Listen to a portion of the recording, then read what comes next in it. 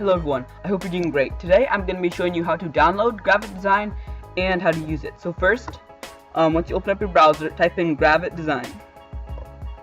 And then one of the top should say Gravit Design. Click on that, wait for it to load. You can either use it online or download. I'm going to be downloading it. It will bring you down here and just select whatever OS you have. I'm using Windows.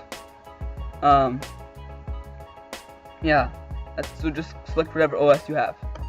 So once it's downloaded, click on the file, open file, and then press yes, then press install,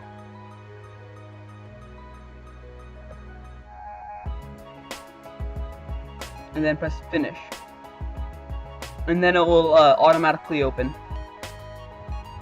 Okay, so over here you have your shapes. You can move it, change size and all that stuff. Illustrations, it's just really easy. And icons, there's lots of them. Emojis, stickers, frames, lines. And if you go over here, there's layers. You can just press this to add new layer. And there's symbols if you add symbols. And then over here there's opacity. So like if I select this and I bring the opacity down, it like fades. So you can see the color behind it. That's really cool.